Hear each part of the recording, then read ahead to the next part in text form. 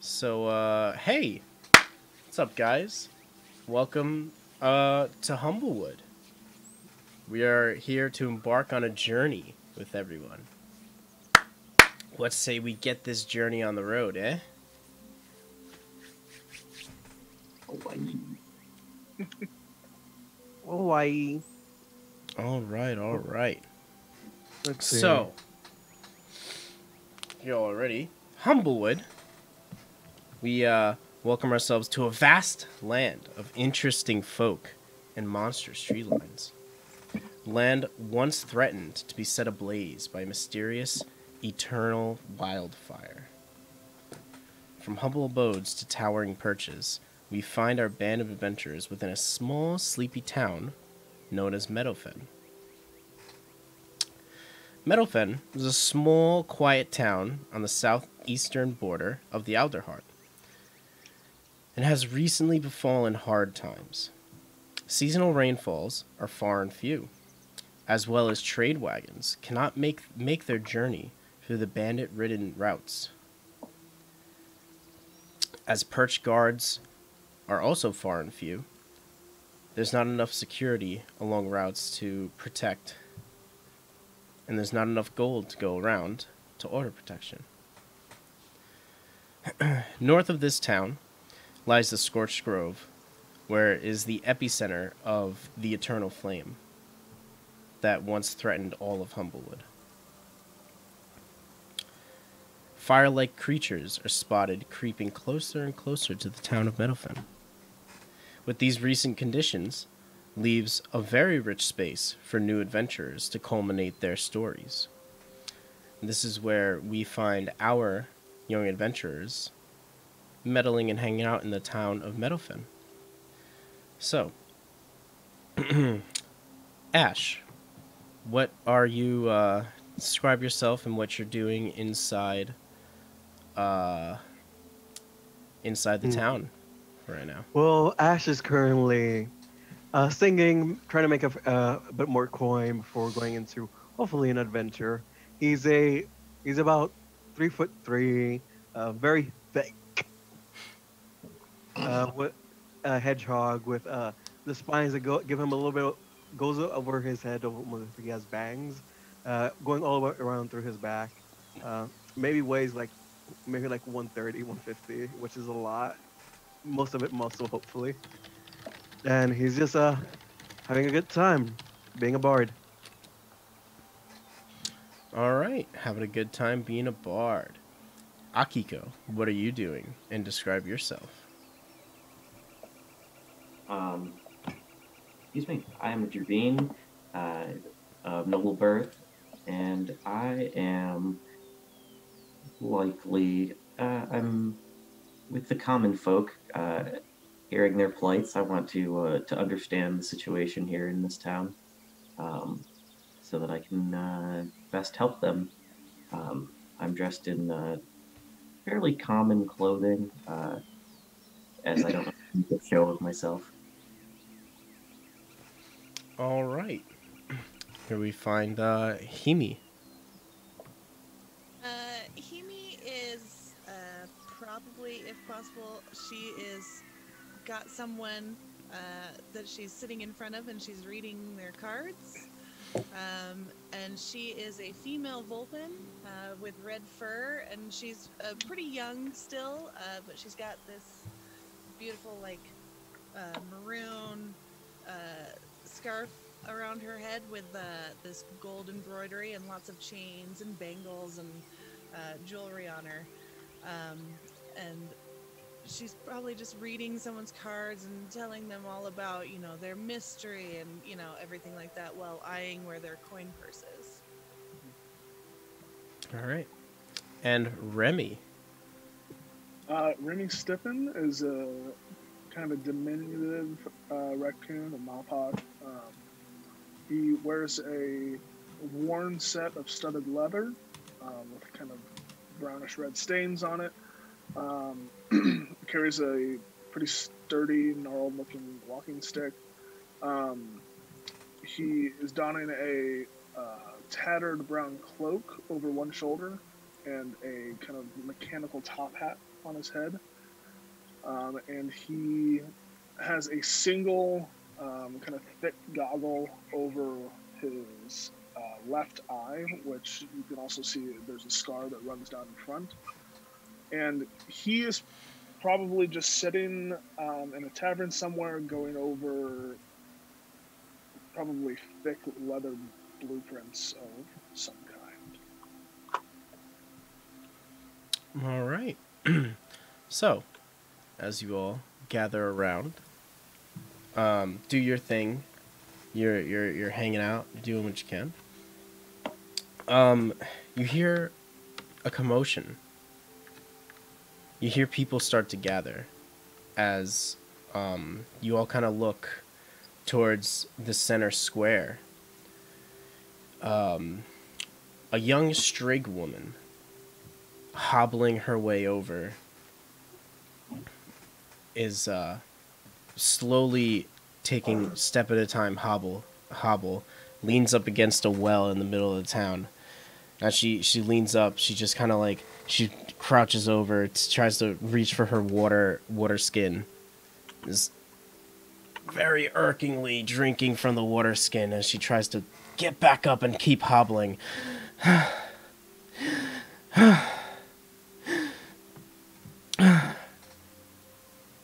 I will rush to assist her. All right. Appreciating her game. Akiko, the small Gerbine rat, runs up. She looks to you. She just says, I need to get to the elder's house. She keeps hobbling over. What is wrong, my sister? It's the grove. We're in danger. I need to go see the elder. She goes, and she keeps hobbling her way over. Is anyone else rushing over to help, or is it just Akiko? I would like to go over and ask her, grandmother, would you like for me to go give you a ride over there? As I get down on my knees. As the young strig woman looks at you, she says, just take me to the elder's home, please. I have to get there. I'm pretty sure I know the way. It's a small town. There's not too many buildings here, so the only one building that doesn't sell anything or is like the centerfold of the town would be the elder's home. Most other people's like living quarters are a little bit off on the outer sides of the town. So you know the way. You definitely know the way. And as you give her a ride on, she thanks you, and you make your way over to the elder's home. With every folk, you have some humble folk and a couple bird folk off to the side, just watching, kind of in awe. They see like the burnt curled feathers and the messed up like knee and talons, and are just generally worried and wondering what's happening. Do we see a lot of bird folk down here? Not too many bird folk. Most of the bird folk you would see would probably be just a handful of Gallus and maybe a Luma. But definitely not a strig. Is that what you said? No more strigs. Owls, right? Just this is the one strig you see currently. There's more. You'll see a couple of gerbines. A couple of foxes, couple of mapoks, and a few servants. But again, small town. We see where, because I didn't rush over, but I'm sure I'm watching. Can I see where they just went? Yeah, kind of an open square with a well in the center of town. So you see where they're hobbling over to. I'm just gonna finish up my card reading and tell him, yes, great fortune, and get my gold from him, and like just kind of like, slink in the shadows All right. to just kind of keep an eye on what's happening. How much are you charging for a reading? Well, as much as I can, but how much money did that guy have? So when you said you get your gold from him, he kind of sits down and like, hold up. You didn't say anything about a gold piece. My dear, I gave you a good fortune. So many good fortunes coming. I read you the Myrmidon card. You're going to help the forest. These are all good things, and my time is not free, nor is my magic. Well, see here, I'm just coming from my humble beginnings in a small town. Without these trade carts coming into town, I haven't had any good income. Same. It's rough all over, my friend, and we all have to make a living. Do you need encouragement? And she's gonna do like thaumaturgy and just grow a little larger and get a little booming voice a little bit. Because I am not to be trifled with. So is this like a intimidating presence kind of thing that you're trying to do? She's gonna try, yeah. She's gonna try and spook him with magic. Yeah, roll me an intimidation. Okay. He's a little... With advantage? With advantage? We'll go with advantage. Yeah, you're Using using magic? magic. Yeah, you're Okay. using magic. Give me advantage. This is the beginning. Okay, First okay. roll of the 18. campaign. 18. Yeah. He's gonna look at you, and as you grow in So size, dirty 20. nice. He's gonna look at you, and as you're growing in size. Oh no, it's one of these spellcaster folks. He's gonna take out a silver and 2 copper. He's gonna throw it on the table. He says, "Just leave me be," and he's gonna run out of the little porch that you guys are working on. Scoop that into my purse and reset myself and then kind of slink off to what's going on. I'm All also going to just kind of out of curiosity, just kind of start making my way towards the mayor's house too, or the elder's house. Okay, sure. So, as we're all slowly converging onto the point, the elder hears the commotion. You see a door open. An old Gallus folk, greenish in feathers with the red gull over his head. Nice yellow beak. Says, "What's this commotion going on?" And he sees everyone kind of gathered around a little bit, and the strig woman all I lay her down. over messed her her up. friend. Lay her down. Well, you're walking up still. He says, "Kara, what has befallen you, my child? Please come.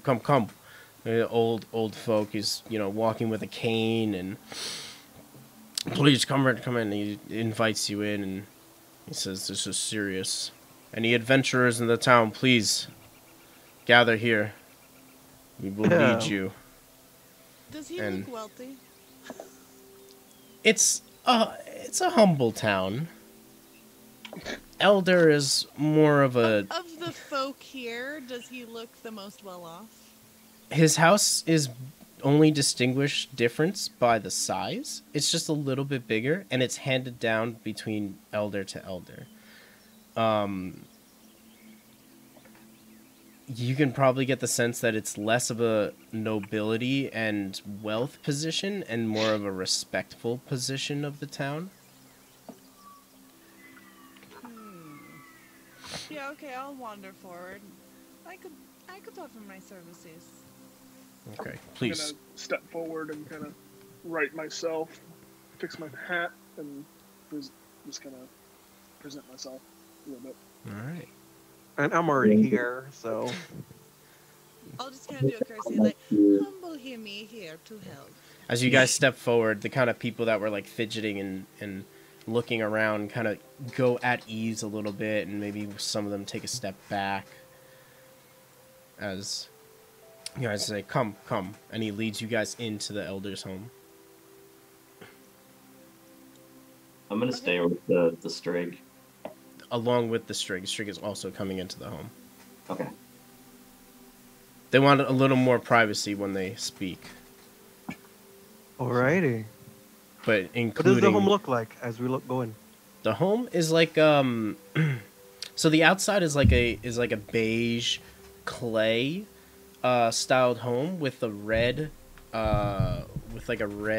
tiled roof, kind of like I don't know how to describe it, but like a red tiled roof of like clay and like material slapped together, like the molding process, all that. So it's like it's not an extravagant place, but it's bigger than the other houses you see. Not as big as like the tavern.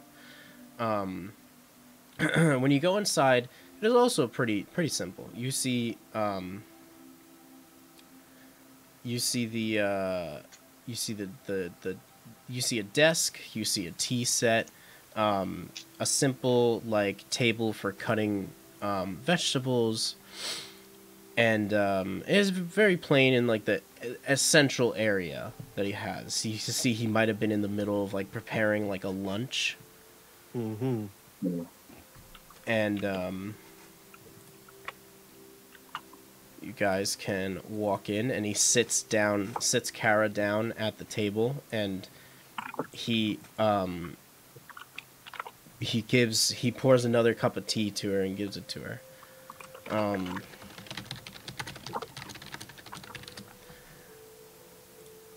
This is Kara, dear. Please tell me what has befallen you in Ashborough. And you all know from your short time in the village that this elder his name is Ardwin, and he's been the elder of Meadowfen for quite a while now. So you all got that.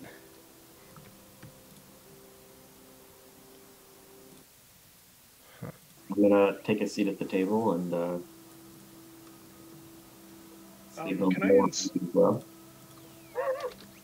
can I inspect the Strig's wounds? Yeah, sure. Roll me a medicine check.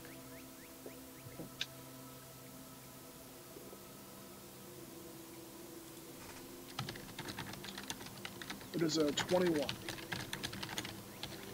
Sure. So what you can see is a strange mix. You have a strange mix of some like scorching bite marks, little like holes in her where it looks like she's been bitten a few times. The fur on her feathers along her arms have been singed, and you do see some like a bludgeon wound on her leg and a couple of cuts along like her body. Okay. Is she bleeding at all? A little bit, but as you're doing your medicine check, if you would like to do so, you can kind of help to clean her up a little bit. Dab away some of the blood and put a little pressure where they're not deep cuts. So if you just put a little bit of pressure and help, hold the cuts down a little bit, and it'll be fine. I was actually going to say, Odwin, do you have any supplies for burns? Do you have a stick that I could use, and perhaps some bed sheets? If that is what you require, I can assemble these for you. Yeah, yes, please. I would like to help this young woman. And then if he goes and gets them, I'll just make a makeshift splint, wrap some of the larger wounds, bandages, and then apply like a cooling salve. Sure. So he when this happened, he called for someone outside of the house to go get these supplies, and they came back and they got it for you. So now you've created like an effective splint for her and dressed a lot of her wounds. I'm gonna come over and inspect his splint and just be like, "Oh, this is very, very good work, my dear." And I'm just gonna cast Healing Word on her as I'm over there looking at it. Okay, sure. Give me some. Give me those words of goodness. It's really, she's just such good work, yes, expert, and that's just how she's doing that. And 4 healing. 4 total healing. Oh, max healing. Let's see here. Should be written right on your character sheet for your spells. Yeah, let's 7 healing total. All right, yeah. So as you give her healing word, you're not necessarily touching her. You're just examining and looking at the splint, right? So you just kind I of don't need the touch to make it happen. yeah. So I you're wanted just to go over there and act like I'm looking at it. yeah. So it's kind of like hands behind your back. You're just kind of looking at it and like applauding how well this is and everything and it seems that she starts to like her staggered breathing just starts to calm down a little bit.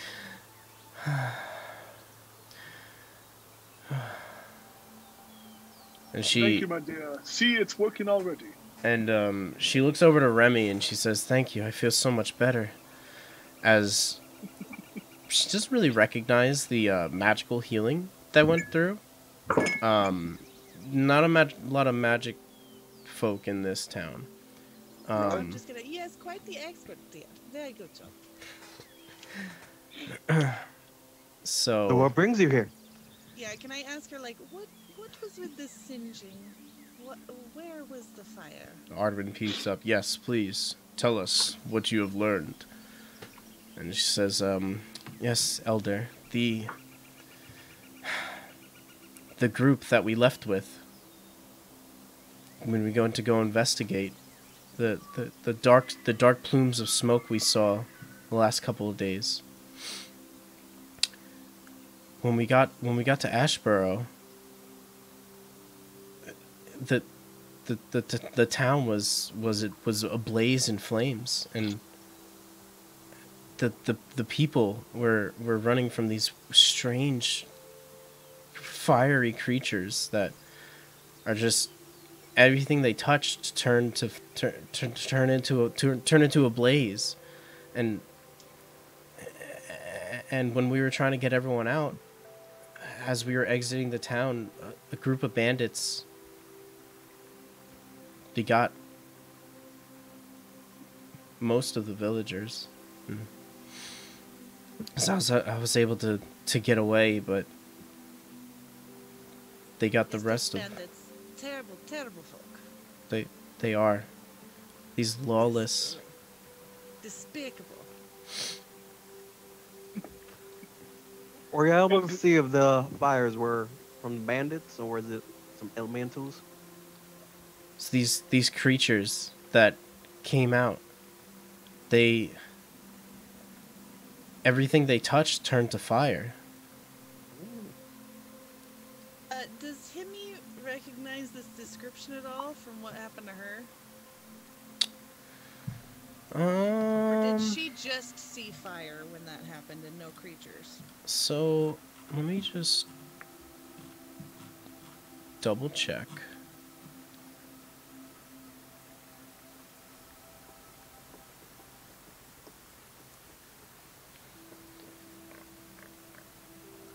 Roll me a history check. Okay. I kid you not, it's a natural 20. All right. So when you think back on this terrible day that might even, as you're thinking, you might kind of have like a wince and like your face kind of hardens up a little bit. Some of you, a few of you might notice this, but some won't. As you remember running away that day, it's kind of like a connection as you hear her description of what's happening and you remember like the flashes of things that went through your memories. It clicked to you. You didn't know this before, but now you kind of clicked that it was probably some sort of creatures that created that fire and not some sort of accident.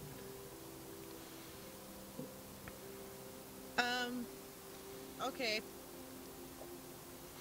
I feel like it's gonna settle on her that now there's an actual thing to blame. instead of just natural disaster. Yeah. So she's just gonna kind of settle into like this is her kind of personal little quest to figure out what's going on. Yeah, yeah. So, Who noticed that she winced?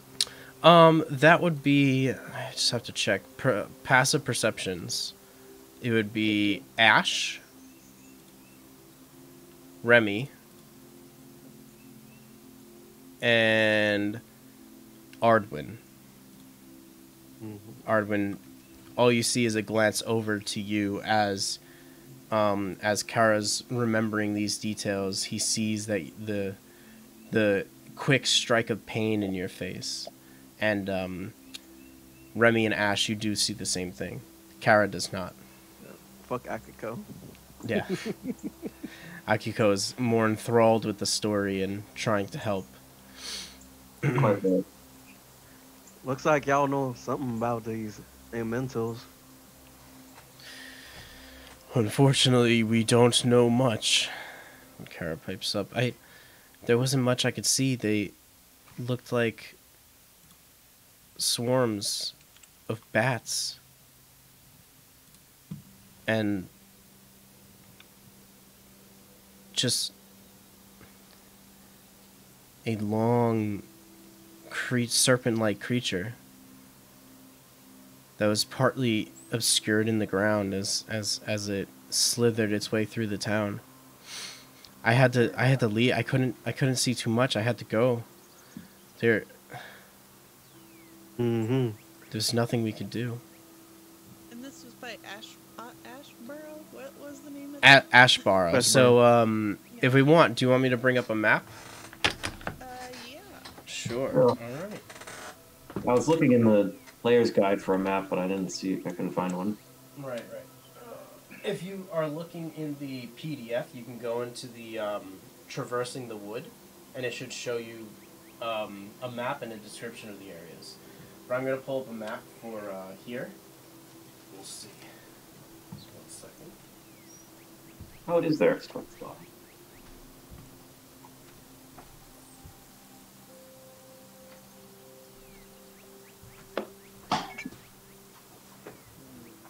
Hopefully it's a day away, and that way we can get our spells back, or Hemi can get her spell back.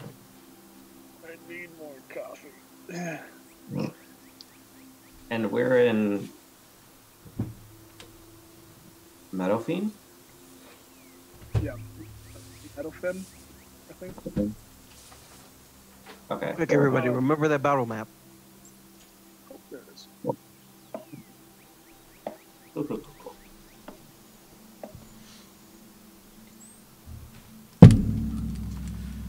All right. Oh dear, DM, would you mind pushing it a little bit more towards the right, so that the ash area is in focus, or in the middle? Hold on. For a smaller thing, I can just change that. I also need to change your guys' camera setup. While he's doing this, Remy just kind of looks around the room and says, well, I suppose if we are going to be aiding in this circumstance, I don't know what your plans are, but a fire in the woods, to me, is something that we should be taking care of. Perhaps if we introduced ourselves, my name is Remy Stippen, and I am a purveyor of created goods. If you have any need of crafting or repairing, let me know. My name is Remy, but my friends call me Stripes, so if you would like to call me Stripes, that is fine and dandy as well. So, What kind of trinkets do you make, Remy? I'm Himi, by the way. Nice to meet you, Himi. Let's see what I can do real quick.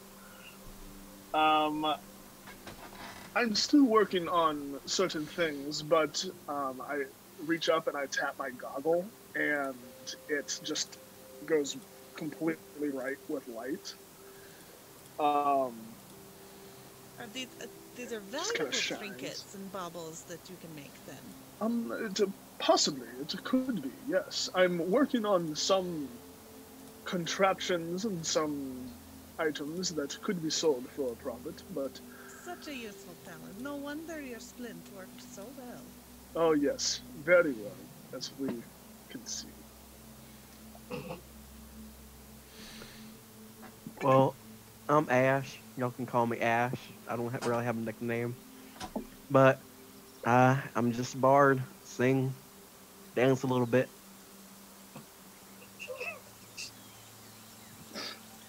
How lovely to meet you, Ash. Pleasure's all mine, Hemi. Pleasure to meet you, folk. My name's Akiko. I'm here from the nobles uh, as a representative to learn a little bit more about this area. From the nobles. Yes, yes. I Could you come tell from us a, more about that? I come from a noble house, but we do what we can to bridge that gap with the common folk. Yes, Did y'all the lose your common folk. wings? I thought all the nobles were up there.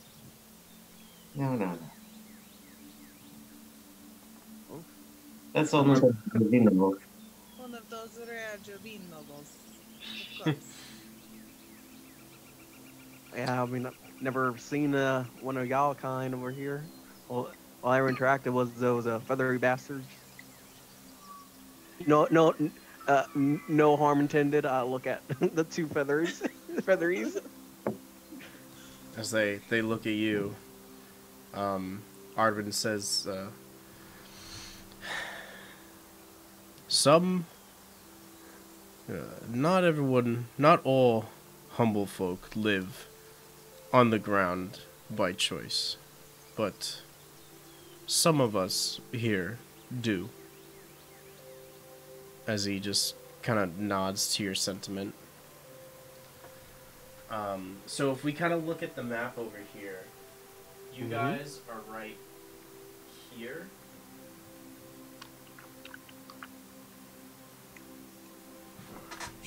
Yeah, so you guys are right here. All right. And they went to investigate Ashborough, which is right here, right up here. And this is the entirety of the Scorched Grove. Ashborough is a town that was there before the Scorched Grove became, and they just continued because they found ways to grow certain plants and stuff with the ashy soil. So they're able to keep themselves continuously productive and alive as a town because of their agricultural means. Kara and a few others went to go investigate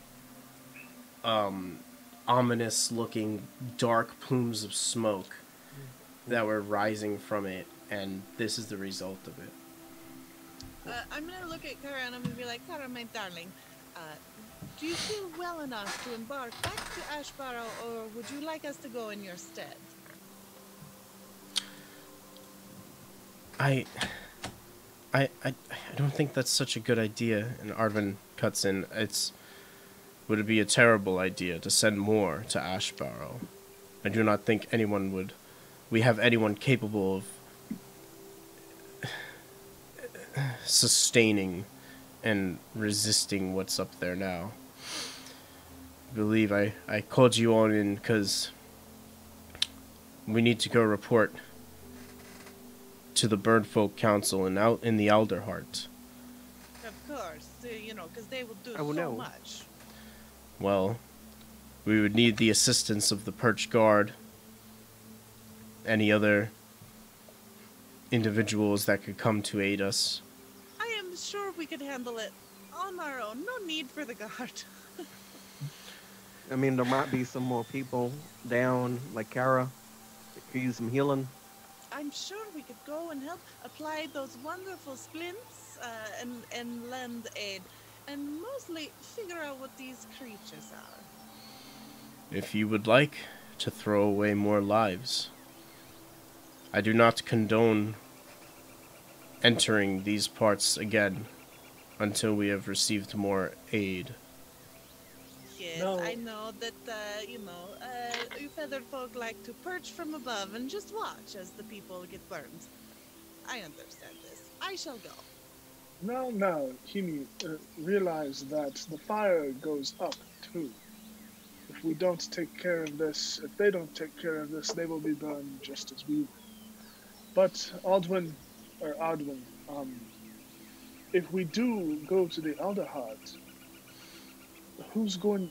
Who's saying that this force from Ashborough that's burning through the land won't get to Meadowfen by the time we're back? Elder Heart is far away. We wouldn't want to leave Meadowfen undefended.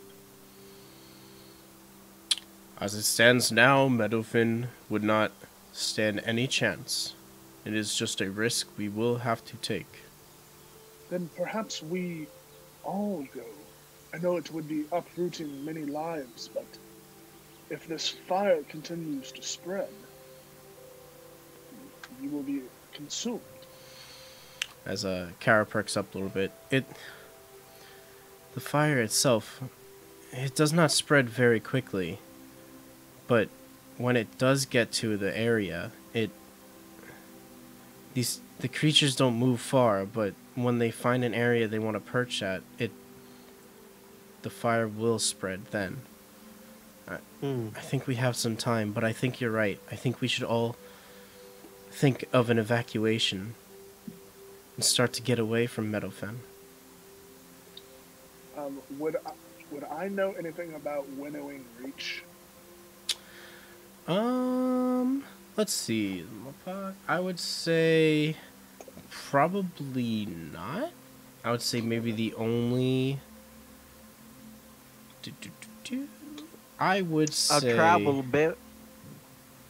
You know, I'd say you'd all probably know about winnowing reach a bit. Yeah, you've all probably, Akiko being the noble, he has knowledge of a lot of the areas in Humblewood. Ash travels as the bard he is, so he's probably been to winnowing reach before. Himi has been around. And Remy, you depends. Have you kind of ventured out? Because you I haven't ventured, but we've had many adventurers come to get their stuff fixed or, things made. Okay, so you've probably heard of it. So you probably know of it secondhand. Mm-hmm. Himi's just gonna be like, yes, evacuation, so many people, so many valuables that they must pack up and move to another town. We should definitely aid in this, help the people, of course. Indeed. That is exactly why I called for these fair adventurers to come aid us. Oh. I believe if you'll... Typically, we would send normal messengers, but as you know, in this town, many people haven't made it far enough to even get to winnowing reach with these routes.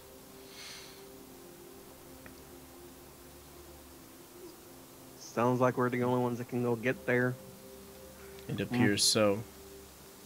Should we help the people pack up their valuables first? Our people can take care of their own. Stripes just kind of looks around for a second and goes, "Oh, you mean us? We are the adventurers." Yes. As I called for adventurers to enter my home. Okay. Remy, didn't you hear him say we are very fair adventurers? Honestly, I was just trying to be in on the action, but sure. I mean, not much is keeping me here anymore anyway, so why not do some adventuring, I guess. Yes. I would travel with these adventurers to learn more about the lands. All right. And it seems we are in a unanimous decision. Please, if you all may, gather your things and be off on your journey. I shall take care of the town here and our people. Mm-hmm. Alrighty. Our Ash is gonna go to the tavern and talk to his boy toys. Tell him, see you within reach. Come find me. I'll say, well, if we make it out of here, we'll take a visit down to wherever you're staying at. You and your fine ass. Alright. All right. So it seems like Ash has finished packing. Yeah, I take my bindle. your stick and your like the old cartoons, whatever they call it, the stick in the bundle. Yeah, well, you see, backpacks don't really work with me. Your little backpack challenged. All right. So as you guys Because the hedge. It's funny. hey, it clicked. Yeah, it did. Um I'm kind of stupid, guys. Himmy's good to go. She always has her stuff on her anyways. Though, I mean, in the confusion, she's definitely going to see if there's any opportunities to increase her coin as people are running about. Sure. As you kind of all kind of grab your stuff and you gather at the edge of town, make me a perception check as you're walking to the point to leave. Oh, nope. That was a 3 plus 3, so 6. All right. So, as you're walking, you see like the third house from the exit of the town, and you see a servant family. They're kind of packing their stuff and they're doing their thing, and you see a glimmer really quickly as they're kind of like packing things, and then they leave a bucket down on the outside and they walk back inside the house to get more things. I'm just gonna wander over and appear to look helpful as I check what's in that bucket. All right. Make me an investigation check. Oh, that's much better. Okay, hold on. Well, still only a 15. All right, great. It's better than a 6. As you kind of peer into the bucket, as you kind of look like just like a nice, helping hand, curious, townsfolk that, you know, the nice next door neighbor that's kind of walking by, just making sure everyone's okay. And as you gleam down, your eyes glitter as you're looking at what shined when you were walking out of town, and it was actually just a oily wooden spoon that kind of like shined in the light. Like the light hit it just right for your eye to catch it at the right moment for it to give off like a sense that like you saw a silver or something being moved around. Yeah, okay. You can see that this is like their kitchen set. It's like wooden bowls and wooden spoons, and they just got a little bit of like oil on the spoon that glimmered in the sun. But that's discouraging. At least you succeeded on your investigation check to actually find it. Himmy's mostly discouraged at the lack of wealth in this town.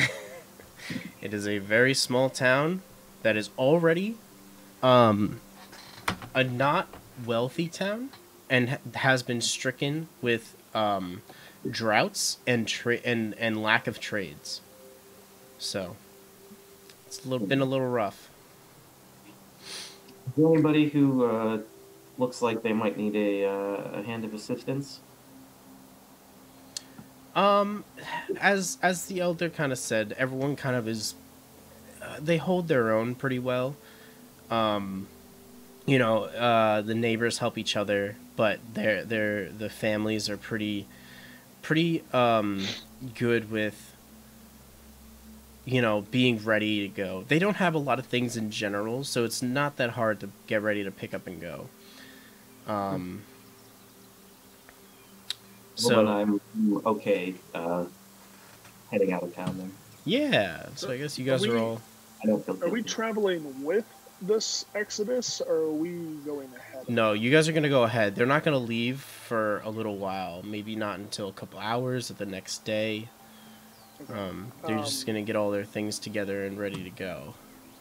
So I'm just gonna be standing by the eastern gate. Then, is this a gated city? Or No, it's pretty open. You just kind of like you go to the last estate that's in the town, and then it's just like the road out, basically. Okay.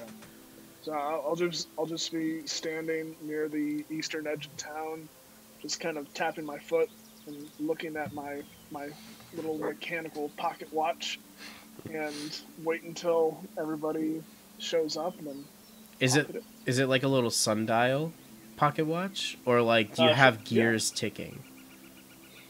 I'll leave that up to you. I was thinking more gears ticking, but Yeah, I'd say if it's something you've worked on for a really long time, you might have you might use a little bit of like it's a small enchantment. It's probably like a small tiny little bit of magic that like spins some gears and makes the hands move. It might not be super accurate. I mean, you might not really know what hours are in a day. It more just gives me comfort than anything. Yeah, it's like a nervous tick. Like you kind of just use it as like an excuse when you look at it.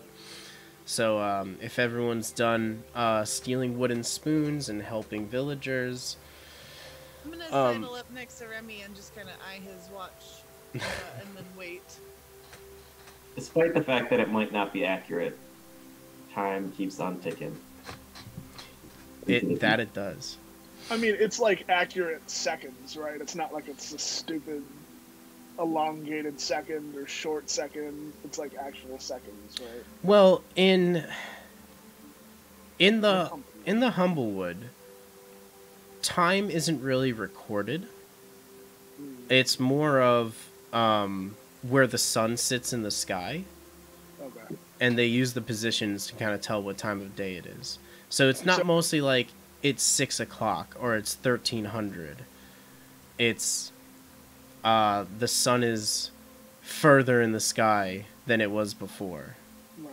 So it would make more sense for it to be a sundial then. Yeah, but you can kind of go against the mold and kind of you try and say like this is such a stupid way to do things. Like yeah, like, let's do that. Like it's so stupid not to have an accurate time. So you kind of made like you took the sundial and you made like a timetable, and you said it's gonna be this time, and you don't know if this time is the correct time, but it gives you peace of mind that you're walking towards making the first clock watch time system. It's like in 10 segments right now instead of 24, so I'm like still refining the process. But yeah, it's like a stupid time system. That is a clever little clicking device you have there. Oh, thank you. It actually very shiny. It lets me record the time relative to the sun. I'm still working on it, but we should see. What do you record it for? Just so that I know what the time is precisely. Can you not just look up? I could, but you know, one rarely looks up. I can also tell you what time it is. It's just there, right there. Us humble folk spend much of our lives looking upward to the branches. I'd rather not do so much more if I don't have to. Reach. He clicks it back, puts it in his pocket, and says, "Shall we go?" Yes. Do you notice that sometimes time moves faster with your little mechanical device? Or is it always consistent? Sometimes when a rock or a twig gets stuck in the gears, it can slow down and go faster, but normally, no. I don't. That's tough. I'll have to do some calculations. I'll get back to you on that. Fascinating.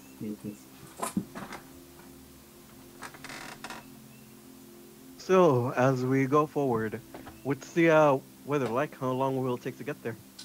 So, the weather. It's about 60 miles. It's about 4,000. I know exactly what the weather's gonna be like. Oh no, are you Caleb? No, because I have Druidcraft. It told me the oh weather yeah, for the next Druidcraft 24 tells you hours. the weather. Yeah, so it's like a fair sunny day, like a mild breeze. It's like a dry day. You know, there hasn't been much rain and such lately, so you feel like you're not going to see any adverse weather, and your journey's probably going to be pretty good. Alrighty. All How right. long? The journey to Winnowing Reach.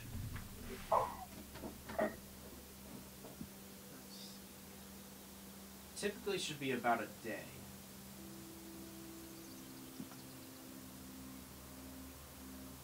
Wow, we move fast for little legs. Yeah. Is it morning time? What time of day is it? It's about noon. Okay. Are you asking the DM or are you No, asking Remy? I was asking this guy. Asking this guy. Okay. Yeah, so you look up to the sky and you see that it's like noonish. It's like this the sun is The sun is in the center. yeah, it's perched at the top. So you say, it's about lunchtime. Midday. And you might pull out a snack from your satchel or something and munch on a little something because y'all's lunches got interrupted by Kara stumbling into town. So How my lunch was lovely, tenderly made by my boy toy. Sadly interrupted. sadly interrupted as you're playing, singing a song, eating some meats, doing what you got. So you guys make your way outside of the village, and it's a sunny, dry, kind of warm, comfortably warm day. On the left side of the perch, on the left side of the road, you see a little less, more impoverished greenery, rotted a little bit. And as you get farther down, you'll see some. The forest kind of looks strange a little bit. And on the right side, it's still kind of, it's a pretty wide road, and it's you still kind of have like normal greenery growing, and it's pretty lush forest to the right of you. So as you make your way down, I'm going to need perception checks from all of you. I was about to say, like people look out. Oof. 23. 23. 14. 14. I rolled a nat 1. Now one. He's pretty sure he's outside. 10. Plus 1. So, you know what? 2. Let's do Oh it. my lord. All right, you guys are walking, and Akiko, you kind of were a little fascinated with the time concept. You've never heard of time before, so you've been thinking about it over in your head, and every once in a while you turn to Remy, and you've been asking Remy questions. And as Remy's been focused on the way, he just keeps kind of waning his focus and like answering your questions one by one, and he's happy to awkwardly answer your questions because he's proud of his work. So he's a little distracted himself while you're enthralled in the concept of time. But as Himmy and Ash in the front of the line are walking and keeping an eye out, you kind of are able to spot like a cart and about 4 or 5 figures standing in the distance. Alright, immediately I'm going to scan the sides of the road and the edges of the forest on the side, because, like, this seems like something I'm familiar with. Okay. Yeah, at a quick, as you're looking around, with your perception check here, you don't see anything strange and out of place around you. All you see is the scene about 100 feet in front of you, probably. Okay. Is there some identifying gesture in the Bandit Coalition? Like if I just like go like this 3 times or something, like Flash some gang signs. yeah. I would say Is there it's. anything like that exists? I'd say it's from group to group. Okay. And with the individuality the groups have, if you were to flash them, they would kind of recognize that it's a certain symbol that you've seen before. That like someone has seen before in the coalition. As I get closer, I'm going to kind of just very casually, so that my friends think I'm just, I don't know, fixing my fur or something, try and flash a symbol and be like, hello, my friends, is something wrong with your cart? Okay, so you want to walk, like, That's are you what I'm walking calling out, away? yeah, as we continue to get closer to them. All right, so like how far away do you want to do this? Because you're about 100 feet away. Calling distance. Calling distance? That's up to how...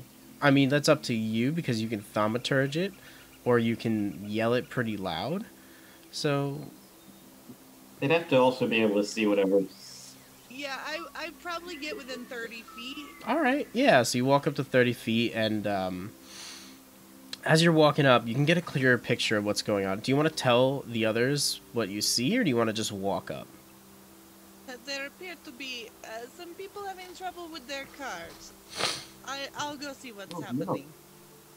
Yes, people having trouble, I will definitely assist. And I'll just give her a little bit of a... Before you go, Hemi, I'll just give her a little bit of inspiration. Just sing out, "Oh, she's sweet but a psycho, a little bit psycho." Oh, please. Oh, yeah, she's giving. Oh, my mind. Please come back, please. She's totally gonna sway to this as she walks up. All right, so she's going to go alone.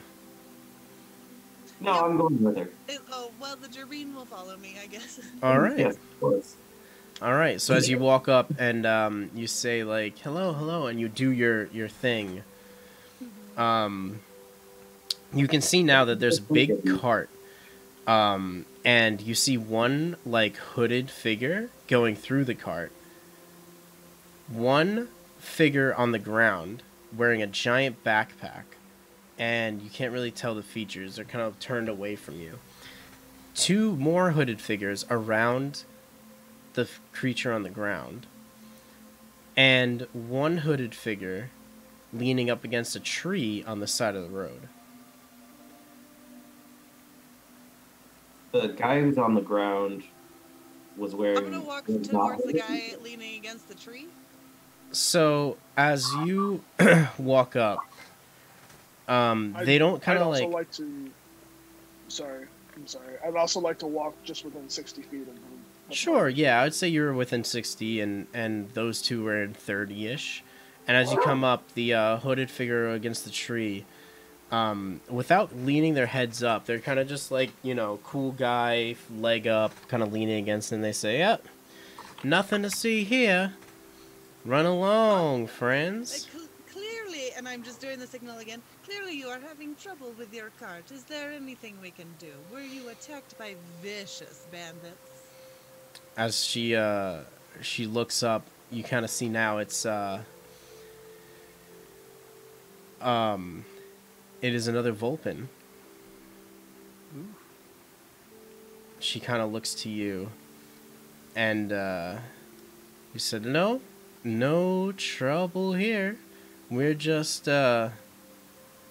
collecting our taxes and dues for the rights to passage on our lane. Understood. Oh. Of course. We will leave you to it. May we pass? And as you hear that, you hear kind of a whimpering like, help me, please. I'm gonna sigh because I know that your bean's like standing right next to me. Who is it that owns these roads? Oh, it is us. It is the people that produce protection for anyone that makes their way through our roads. And if they do not pay for our protection, we must reconcile and receive payment. As Clearly, this is the local system, and we should respect what they are doing. as And I'm gonna she make as if I'm trying to like get him to move with me. along. Yeah. And she kind of winces at you a little bit. And roll me a history check.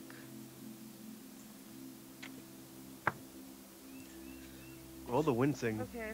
That was a 10. All right. Wait, hold on. Do I have... Hold on. Wait. Holding. I got You have a Oh, plus it's 2. 11. Whoa, it's an 11, not a 10. Wow. I got a 22. If that was also for me. No, not for you. You Oh, are okay. you are a noble rat. So I wasn't sure if the person who winced or was the wincing the person on the ground, or was it the... it was the Vulpin leaning against the tree. This chickie up against the tree. Gotcha. Okay, never mind.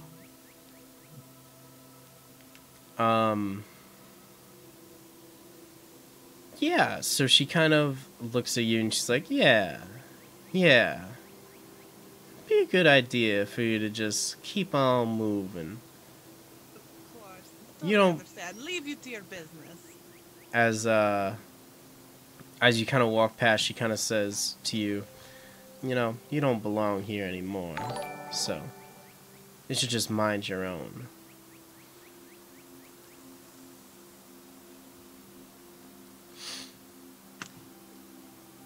And the figure on the ground still says, please, help me. Can I turn to her and have her make a wisdom throw? What are you trying to do? Command? Do you want to do this openly or stealthily? I'm just gonna say a word to her and then just kind of like very like stealthily just like facing away from the road towards her. Right, command is just verbal. Yeah, I Okay, just so have it's pretty very, easy to like, get I off. have, and it's like I can't get like, you know, super crazy. I just like give her like a one word like this is what you should do. Yeah, sure. We can get some. Yeah. Let me get her stat blocks out. It's okay, I'll find it for you. Nope. Wait, are you commanding the Vulpin or Yes. the... Yeah. Uh-huh. All right, wisdom She started wisdom running. saving throw. Yeah. Sure. Ooh, that's going to be an 11. Sweet. That's fine. Would have been a save if it was slate. No, it wouldn't have. God. Hey, you're not nice, man. So she's gonna fail. So I'm gonna just turn to her and be like, leave. Which is basically the flee command, but I'm changing the word. Sure. So basically, she has to spend her turn moving away from me by the fastest available. Yeah, and that's a full dash, I guess, right? So you already walked past her, right? Bye, Remy. Well, I turned when she started talking shit. I turned right back to her, like with my back between her and the road, so they couldn't see what I was doing. So she's basically running into away from the road. Yeah, I'm trying to direct her away from the road into the forest. Right, and opposite of the cart. Yep. Yeah. All right. So she kind of just looks at you and turns and just starts booking it. She's dashing. And the other two hooded figures, you see them turn. They're two two male Mapaks. As they turn and they're like, boss? There's an emergency where you go? back at the hideout. You guys should follow her now. What? Emergency? We weren't told about any emergency. She wouldn't just run off like that. What are you talking about? Well, you see it with your own eyes. Go, follow. Good little boys. Roll a deception check. Okay. You have inspiration. Do I have inspiration? Yeah, okay. D6. Hold on. Wait, hold on. I'm going to use my other die. Hell yeah!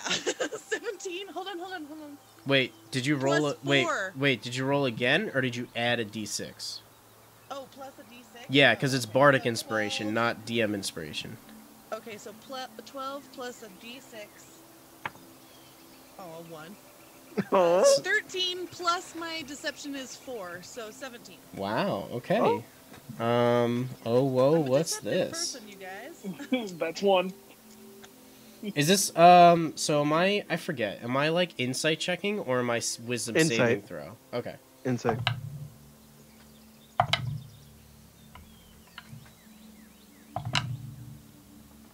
All right. So the two that you were talking to, they're like, "Oh, wow! I guess we got to get back. We got to make sure everything's all right."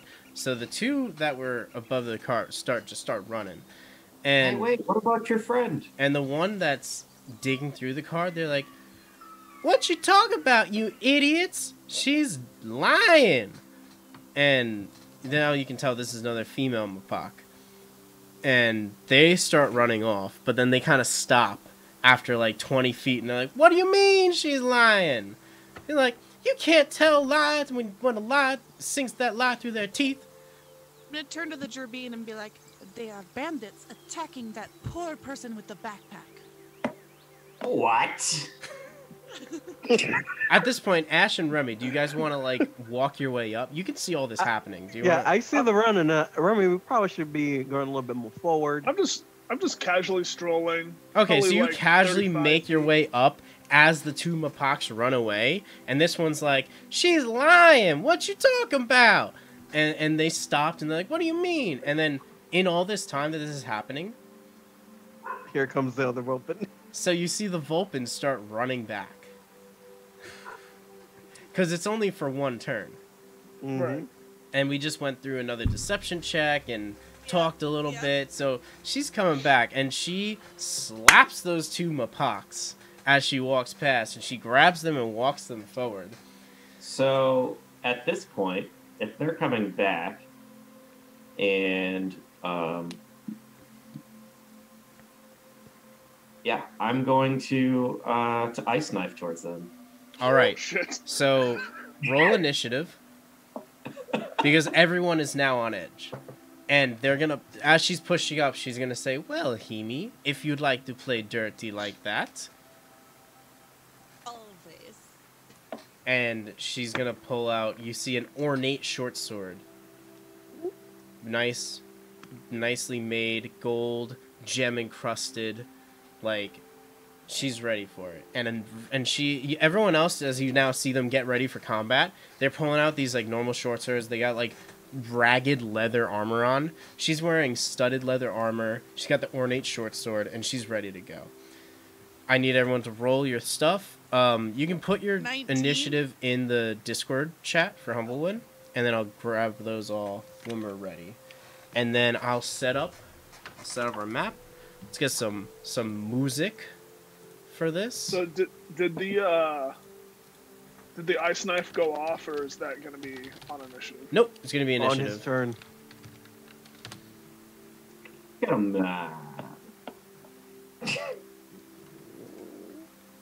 Give me the surprise round, man. There was nothing surprising about that. They came back anger.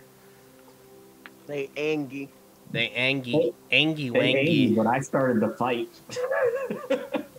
You didn't So start I, the fire. we Oh, I did. Burning. Since the world's been turning. so I'm just walking up, hand outstretched, going, "Hello, Himi, do you know these people?" And then I see Akiko start to coalesce this ice knife and go, "Oh, if I did, okay."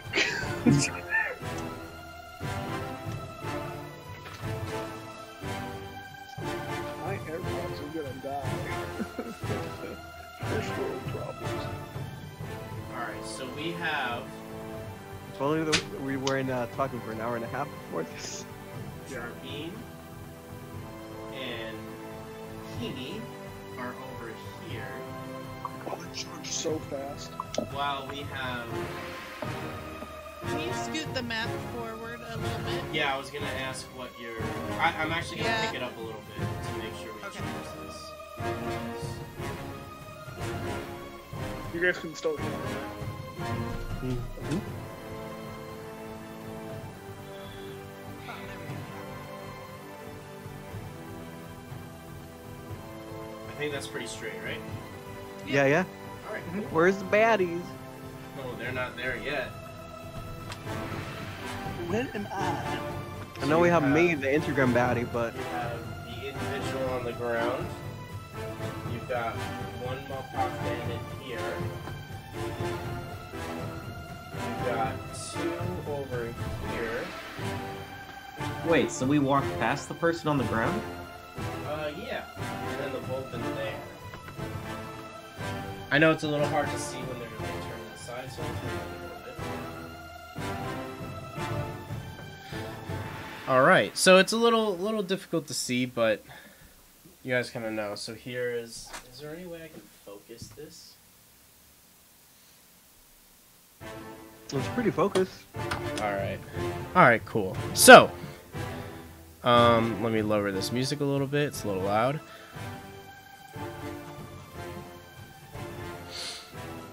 Alright. So Yeah, it is. Yeah, so I'll lower it again. Just because I didn't lower it too much. Alright, yeah, so you guys started walking past them as they were doing their thing. And you know what? Since we're not using that half of the map, I'll even move it a little bit closer. Yeah. Oh, thank you. Yeah. Alright.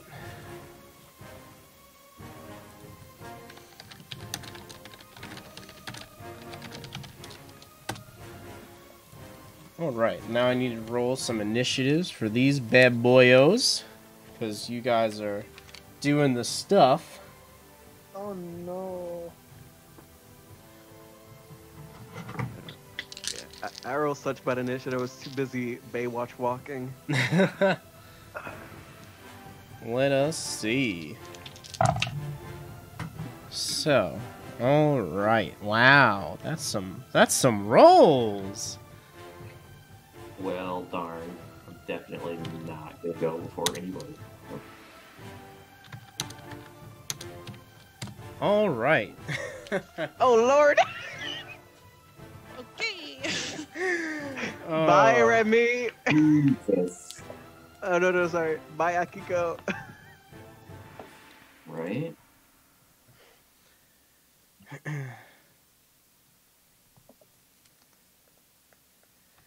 Alright, well.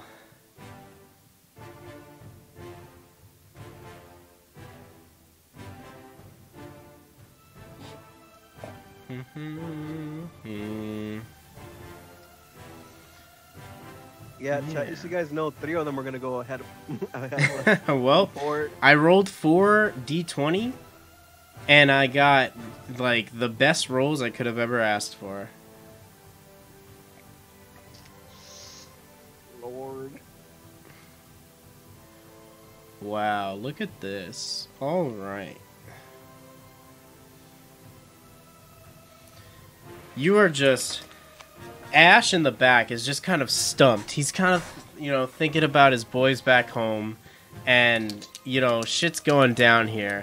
But we're going to start off with our bandit captain. Is going to pull her short sword. And she's going to make her way right over to Himmy.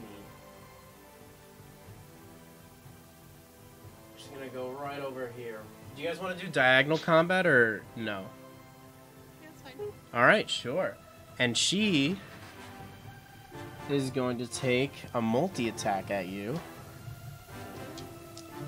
As she does that, I'm going to use one of my 3 reactions with this, and I'm just going to reach down, and some shadows are going to come up from the ground and envelop me. And so she has to do disadvantage on her attack roll. The first one or all of them? Envelop me. I guess just the On the first one.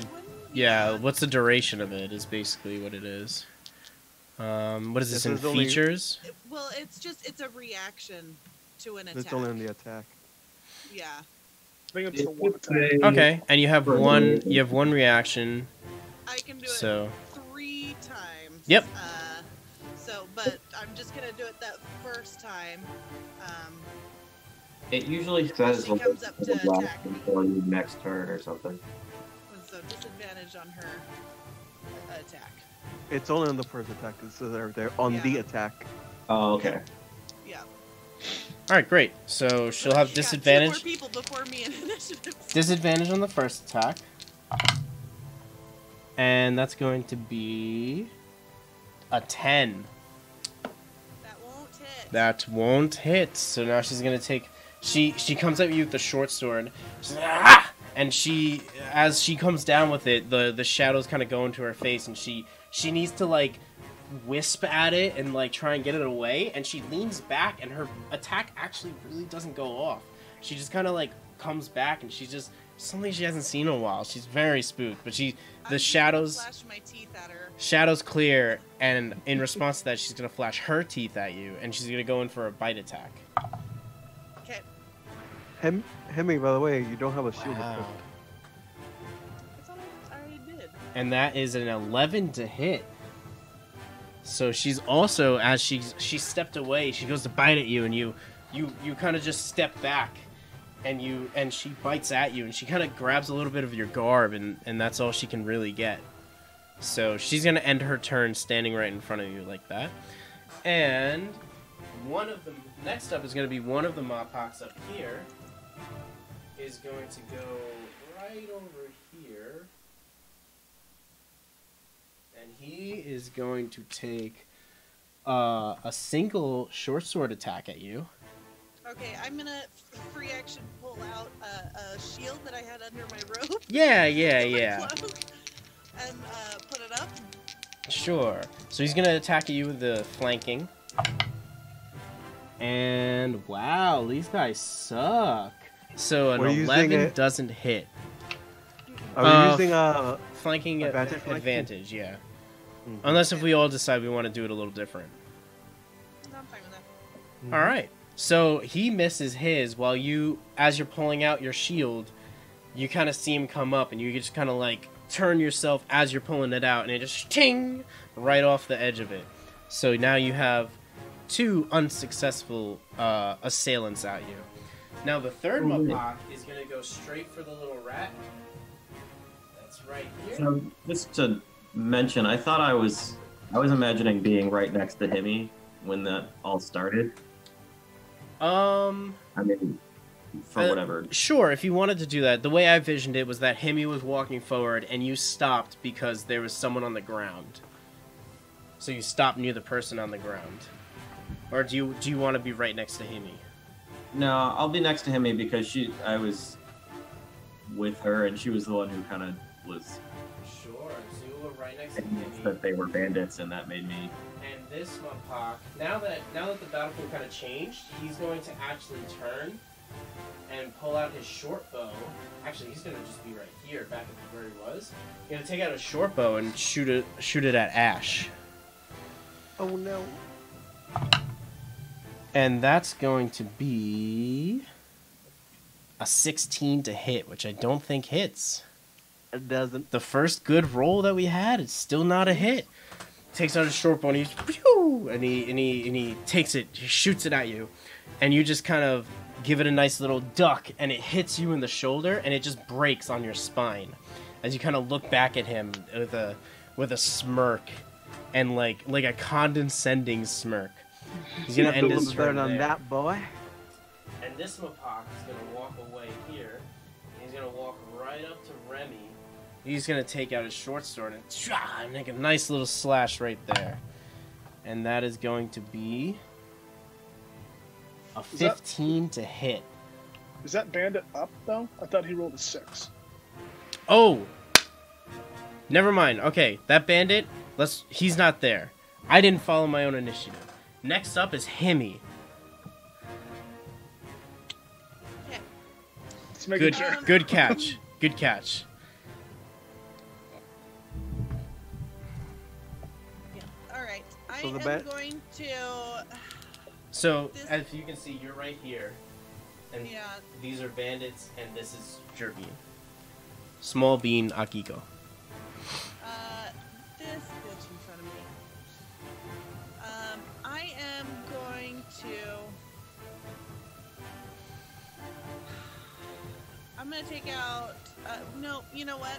I'm just gonna point at her and utter like a little chant, and there's gonna be the sound of like this gong ringing through the forest. And can she make a wisdom throw for me? Sure, another wisdom saving throw.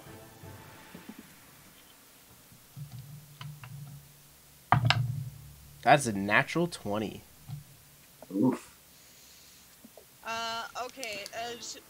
The spell will not work. So I'm just gonna like snarl at this, and I guess that is my turn. Sure. Are you already out of spells? Yeah, I only have 2 slots right now, and I used command and then healing word back on the owl in the house. Wow. Mm-hmm. All right. Great to know. So that is the end of your turn? Yeah. All right. I'm pretty sure that's what do you call it? I can't think of words. If your mind don't listen to me ever. All right. Remy, you're up. Am I in attacking distance? So, like, if I move, am I going to get hit? no, because you're next to Ash. So you're down here next to okay. Ash. Unless you provoke an attack opportunity from me. Might smack you with his loot. Let's see.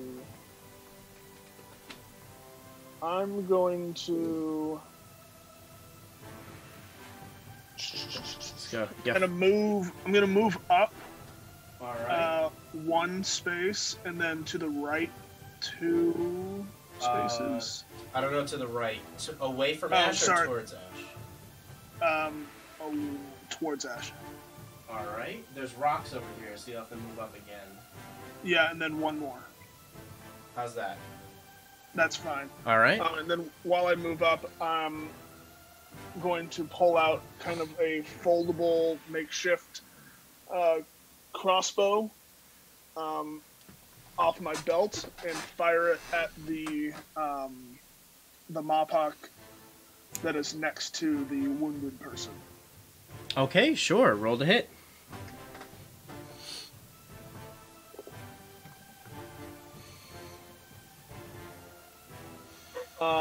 That is... Oh, shit.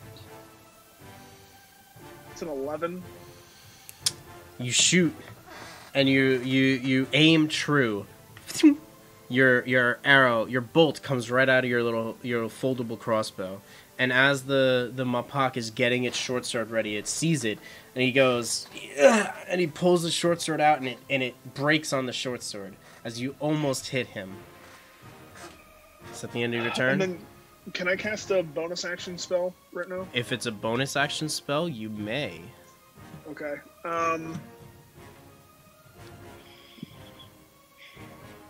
gonna save it. Never mind. All right, you will not cast it. Is that the end of your turn? Yes. All right, Akiko, it is your turn. You are next to, You're next to Himi, and there's the bandit captain and the bandit behind. Yeah, I'm gonna go ahead and cast Mage Armor. Sure. So you cast mage armor. Yes. So I'm gonna cast that, and with that, I'm going to also use Tempestuous Magic as a bonus action. So I cause air kind of surrounds me. Yeah. Off the ground, and I'm 10 feet up now. Yeah. Cannot provoke, or it does not provoke opportunity attacks. Yep, so you kind of just shield yourself, an arcane shimmer, shing, comes over you, and you, as you do that, air just starts to envelop your legs and your body and lifts you up 10 feet in the air. As you do that, the bandit kind of looks to you, and he's going to take a strike, but the wind kind of makes him kind of wince backwards a little bit.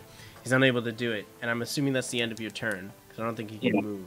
I'm going to ready my crossbow if I can. You can't ready, technically, but like you can be ready with your crossbow in your hand. Yeah. All right, so that's the end of your turn. All right, this next bandit, he's going to come running towards you, Remy, because you just tried to hit him with the thing, and he's going to take an attack at you. Okay. Oh, that was almost really good, but an 8 does not hit you. No, As ching, it just bounces right off of it. And that's going to be the end of his turn. Ash, you're up. All right, I will just sing a little ditty and sing out. So rockabye, baby, rockabye. I'm gonna wreck you, rockabye, baby. Don't you cry. And I'm gonna cast sleep on those 3 map posh that's in front of Remy. 20-foot diameter, so it hits everybody. 25 HP words. So 25 HP. Yes. All right. It starts with the lowest HP, right? Aye, aye. All right. And what's the radius? So it's gonna be this Radius one, is 10. this one, and this one. No, I don't want to hit those. Isn't that it'll be the captain, So the 2 map posh. this is Remy. You meant Himmy, right? Yeah. Okay. So it's gonna be this one and this one. And they're just surrounded by 2. Oh no, then I won't worry about the captain. So I will just hit the 3 map posh that is between Hemi and Remy. All 'Cause right. it's 20 feet. You should be able to hit these 3, and it's going to be. What do I? I'm not very familiar with happens. sleep. It just happens, and I subtract the health from it. Mm-hmm. So they all have the same health. So I guess I'm gonna choose just starting from closest to you and further out. Alrighty. All right. So that's going to be. You can get. These 2 bandits fall asleep. You are just unable to get the next one with your rolls. Oh damn! Don't hit them, y'all. And they're asleep for a minute, correct? Yes. All right, great. They're asleep And for a people minute. can wake them up with taking an action or hitting them. All right, as they fall asleep, they just kind of, they just kind of go down to the ground, and the other one has its bow, and it just slowly closes, and they just go back to the ground. And as you see the Mopok over there, just looks over his shoulders, like, "What in tarnation are you 2 doing?" And they're just sleeping away. And is that the end of your turn? Aye, aye. I would like to move a little bit forward Sure. as much as I can. What's your movement speed? 30? 25. All right. You'll be right about there. Mm-hmm. All right. And Let's with see. the bonus action, I will just inspire Remy. All right, Remy. That way you'll hit this time. Remy, you are Thank you, good inspired. Remember your bardic inspiration. Next up, top of the round. So, Himmy, you see the blade come down on you, followed up with a bite attack. Okay, I'm gonna do the one. Oh my god. Never mind. Are you gonna do the reaction? It doesn't say I have to know if you'll fail first before choosing to cast it. Yeah, so go ahead if you wanted to use it. You were gonna use it Well, anyway. If you're gonna not hit, then I'm not gonna if it seems like they're not gonna connect, I'm not gonna shadow myself. Okay, so you're not gonna shadow yourself. You're gonna metagame. I mean, technically the feature says when they attack, not when they... So the second you say I'm going to attack... Some spells... Alright, so when they... I'll shadow myself. Okay, great. I rolled 2 natural 20s. Okay, So since I rolled 2 natural 20s, instead of the bite and the short sword being a crit, now this is the disadvantage attack. So Okay. you're gonna So get one- hit with 1 crit, and now I'm gonna roll again for the second attack. And that's another natural 20. I just rolled 3 natural 20s in a row. Holy shit. Alright, so you just got... Tell me, what did you do to this girl that she hates you so much? Okay. So, That's terrifying. alright. Holy moly. You're not allowed to use that dice. Are those your PAX ones? No, not even. Alright, so she's gonna hit you. She's gonna take her short sword and she's gonna stab it right above where your heart is, right into the clavicle, and you're gonna come back. Ah! And she's gonna pull it right out. And then she's gonna go in for a bite attack right on your neck, and she's gonna crunch down on your neck, and she's gonna rip out. You're gonna take 24 points of damage. Not a full death, because it was 2 different damages, It was 2 right? different attacks, so it's not a full death. So So you're but the just- first I'm one. just gonna fall. So the first attack How much was it? Because it might be... was not 20. It didn't reach 20. Okay. So the first attack was only 14. So you went down on the first attack, and the second attack was a crit regardless. You lost 2 death saving throws. Should have given me that inspiration. So I've got 2 failures.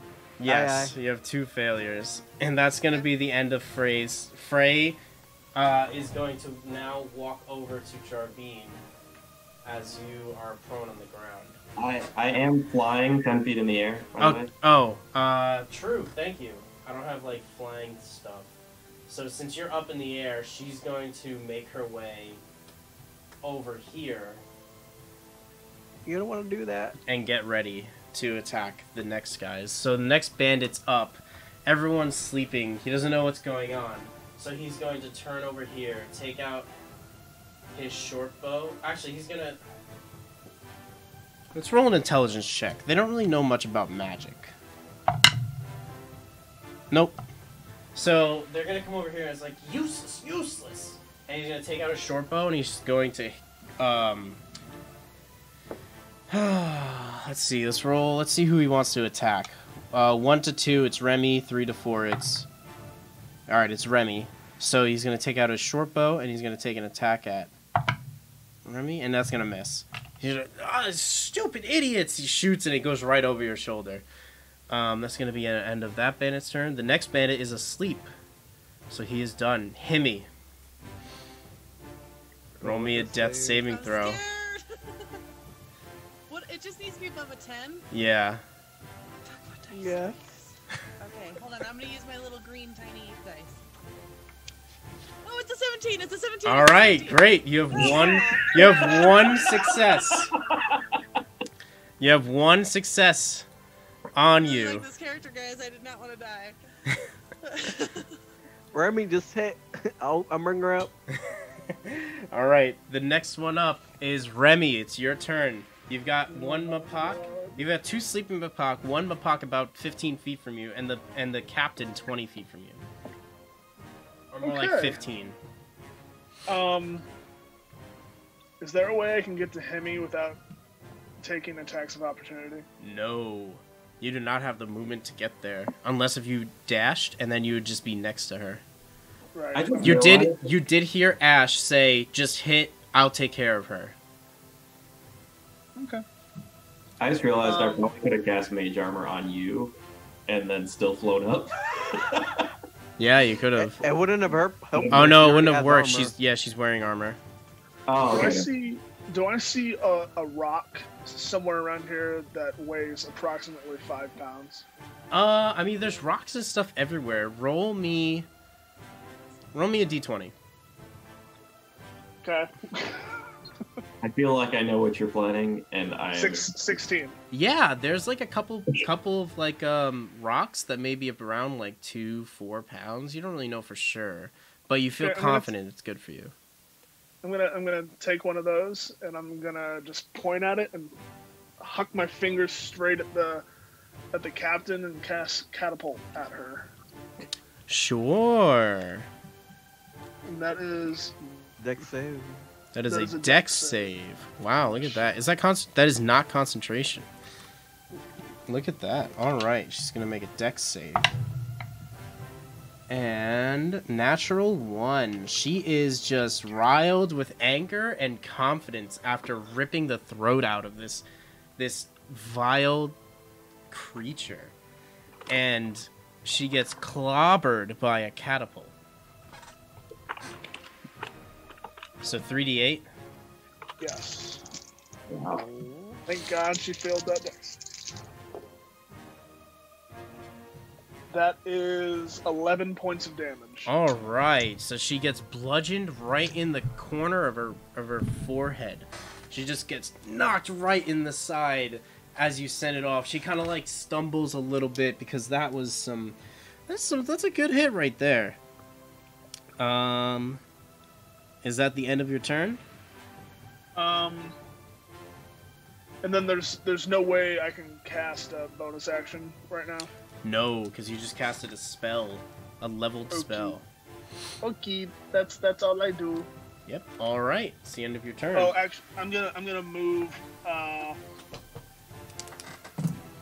in the direction of the wounded person. Okay. So you're Um, going to... It's a little bit crowded, so you're going to have to go 5, 10, 15, 20... So you'll go right about here, right? Yeah. Alright. That'll end your turn there. Next up is going to be Akiko. Oh, it's my turn. All right. Yes. Map situation here. So the guy over to the left is the guy on the ground, right? And then So anyone on the ground is asleep or dead. But right now it's just asleep. I just mean the guy that was on the ground at the beginning, not the enemy guy. What are you asking about them? Backpack dude? Yeah. Back there. Where is he? Right here, they're being blocked by Ash and Remy. So they're Okay. right on the ground, right in front of them. Perfect. And then who is? There's just the three guys. So we do have Them standing up between the two that are asleep. Is We that have three correct? Mapoks right here. Two of them are asleep. One of them is standing up, and one of them's right here. So just to let you know, if you were to ice knife, it would only hit these two. They aren't close. The others aren't close enough to do it. Just giving you a heads up ahead of time. Okay, so I'm not gonna hit any allies, is what? Yeah, you won't hit any allies, but you'll only hit two of them. Okay. Hit the one that's sleeping. It'll be a crit. He also has disadvantage on that attack because they're prone. Oh, Yeah, so I'm gonna go for it. I'm gonna go for the one that's sleeping because that's fun. It is. Let me make a roll. Yeah, so it's going to be a d20 plus 5. Roll it at disadvantage. actually, don't. Just hit the one that's up. Wait, why is it disadvantage? Because they're prone. So ranged attacks are disadvantage at prone. Yeah, so you might as well just hit the one that's... Hit the one that's standing up, and then it'll just... Okay. You'll still get the explosion damage on the other one. Even when I'm 10 feet in the air, I still get Yes. disadvantage. Yeah, that's not how that works. Okay, well, I rolled a 20 on my first roll, so... Dirty 20? Dirty 20. Alright, so you're going to hit. You're targeting the one standing up, right? Yeah. Alright, roll all your damage, and I'm going to roll dex saves. Well, the one on the ground is just going to automatically fail. They're asleep. And the one on the top will get a success. 17 base on the roll. Okay. 1d10 plus 2d6 damage. Of that ice knife. Very popular spell in TBK, along with Sacred Flame. So it was a 9 for the... For the- hit, the initial hit. Alright. And then, So for your 2d6? 2d6 is a 7. So main Great. guy who is upright takes 9, and then the sleeping guy takes Yep. 7. So, well, the guy that's upright also takes 7. But Oh, I thought he as the ice knife goes into him, he kind of like is readying his short bow again for another hit. Ice knife goes in him. Air escapes him. He falls to the ground. As he falls to the ground, he falls next to the sleeping guy, and the ice knife explodes, and the shards hit into the sleeping raccoon. And he wakes up. What the fuck? And you've successfully defeated the first bandit, as the second bandit is now very bloodied. Does he take extra damage for being incapacitated or no? No, he fails. just He fails. just fails his dex save automatically. Gotcha. So, is that the end of your turn? Yes. All right, great. Cool. The next bandit is still asleep to go. So Ash, you're up. Alrighty, I'll take one of my quills and I'll throw it at Rip the guy the that's quill down off below. yourself? one of my quills, and I'll throw it at the guy that's still down Yes. Yeah. and roll me an int save. All right. That is definitely going to be a fail. That is 8 minus 1. He takes 3 points of psychic damage then. 3 points of psychic damage as he gets wakened by the stabs. Ah! What the fuck? He feels the quill go into the side of his head as he... and he just... body goes limp. And then with my bonus action, I will cast Healing Ward on Hemi. And I'll just sing out, "Are you fine? You're lying on the floor again." Healing Word for you to go back in. And you get 7 points of healing. I mean, I you rolled take that 3. 7 points of healing. You are no longer dead. Ish. You wake And up it's my turn. as you're bleeding out. Your 2 wounds very closely together opened up. As the healing words, the singing, you see the magical notes flying through the air coming to you, and as they go into your wound, it's just like, "You're lying on the floor again," and it just like it just starts to kind of like get tougher and seal, and the blood's coagulating, and you breath enters your lungs again as you get ready to get back up to fight. And I will move in front of Hemi. And hopefully in front of the bandits as well, to go between them. If you okay, so No, you in front wanna of go, Hemi, so I can block a little bit, maybe, yeah, hopefully. so like this, right? Aye, aye. All right, great. Now, top of the round, Frey. Now seeing all of this, I'm the real threat here. she looks around. 2 of her bandits are down. 1 bandit's still asleep. Frey looks around and she looks back to you, Himi. She says, "You have this one, child." And she's gonna disengage and run into the forest.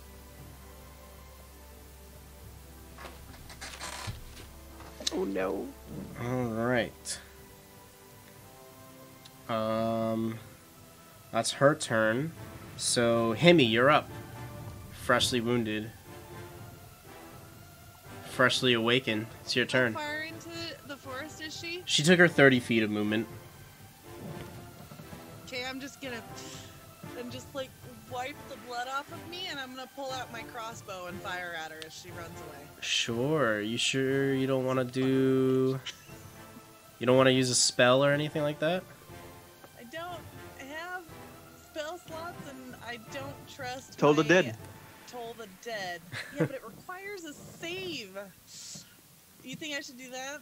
I'm Fine. just weighing the options. Plus, you get like a +3 to hit, I think. Do you trust your roll, or Yeah, you what do you trust, your roll or my roll? or roll to fail?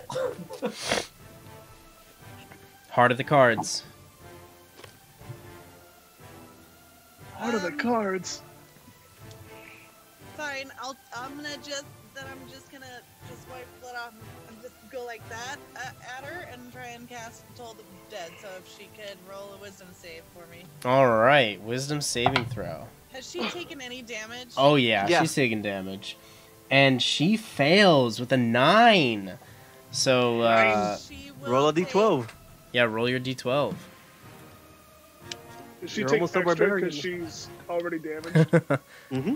She's gonna take 8 necrotic damage. So she's gonna, as she's running, she's angry. And as she runs, she hears a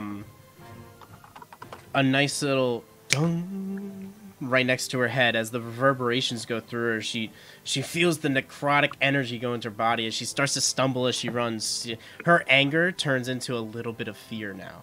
As she's like, fuck. She hasn't really exposed too much to magic. And here she is. Alright, is that the end of your turn? Wait, how much damage you said it was? 8? 8. Alright, great. She's looking pretty bloody. She's bleeding from her ear. She's bleeding from her shoulder. She's looking pretty rough. Next up is Remy. Oh, I'm going to sorry. sit- Hold on. Let me just... This guy's dead, and this guy's dead. This guy's asleep right here.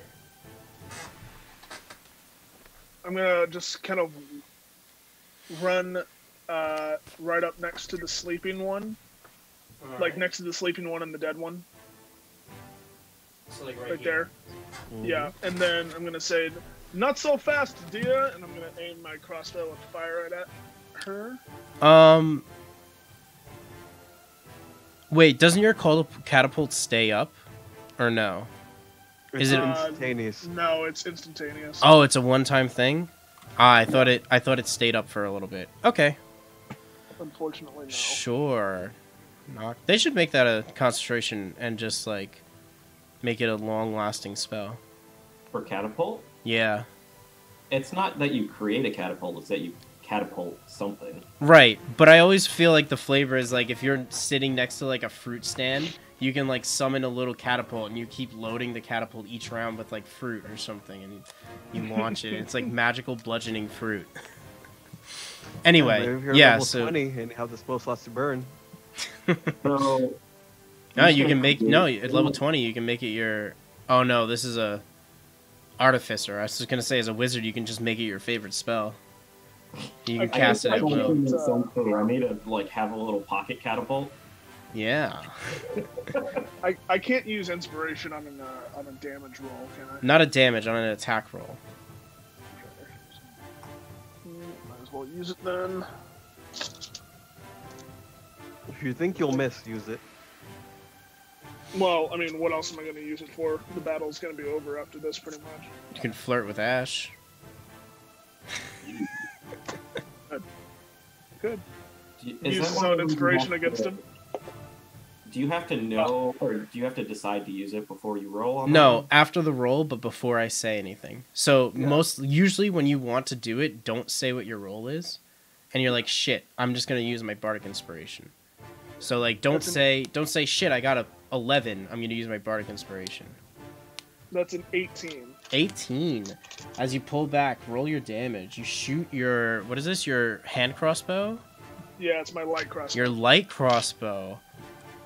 So you're gonna be close. You shoot your light crossbow.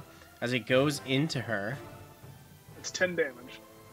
you see the Oof. light crossbow as the body just tumbles limp to the ground.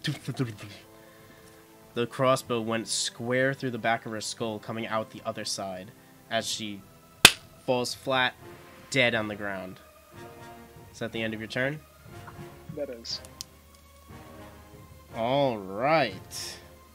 I feel like this is an episode of Happy Tree Friends, to be honest. So is Remy. Akiko, you're up. We still have one. All right, for the sake of brevity, we have one Martyr sleeping strike. Macaque for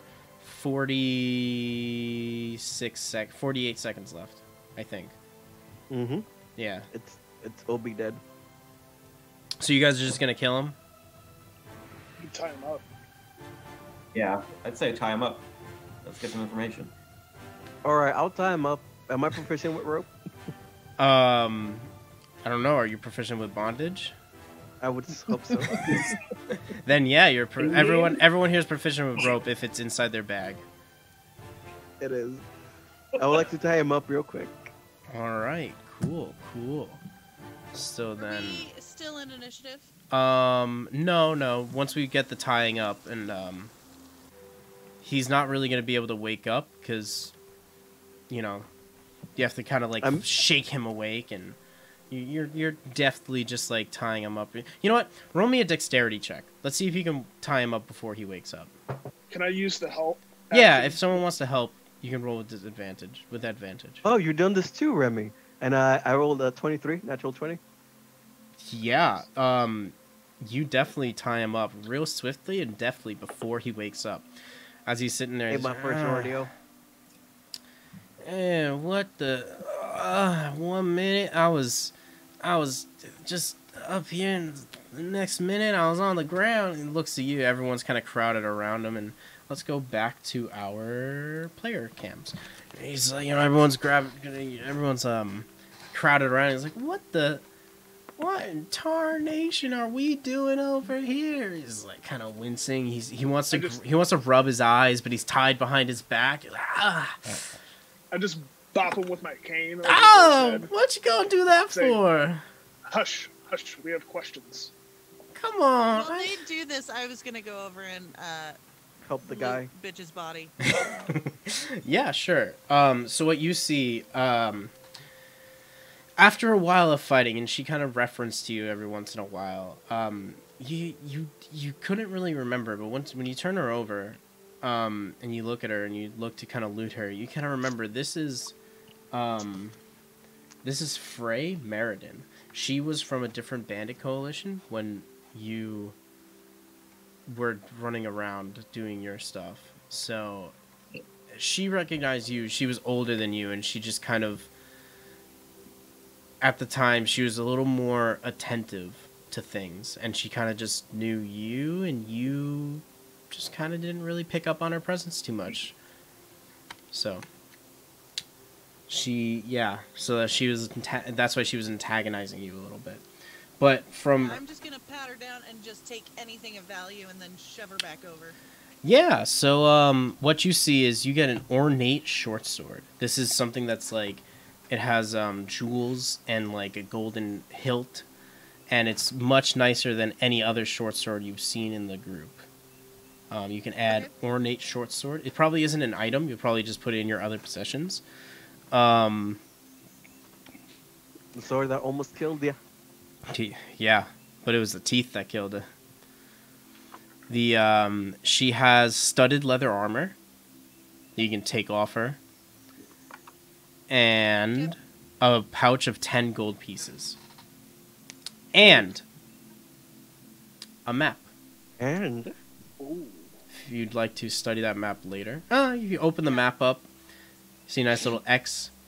You see it's a map to her camp. Yeah. Yep. I'll definitely tuck that away. Yep, tuck all that away. So back to the group. It's the three of you kind of surrounding the Mapak bandit. This is the let me see if my memory serves me right. I think this is the female Mapak. No, it isn't. It's the male. The female Mapak. was the first one, the one that didn't sleep. Yes. Okay, this is the male Mapak. He's down there like, what tarnation? You wake me up and hit me with a stick? What do you think this is? I'm gonna get down on my knees and like cup his face and say, "Tell us all you'll know, and you'll be fine."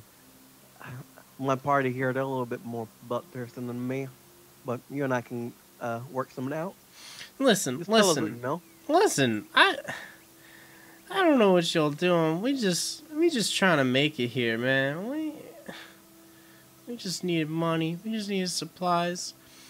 I didn't know what we were doing. We weren't gonna hurt anyone too badly. We were just taking. And as you hear the grunts from behind you.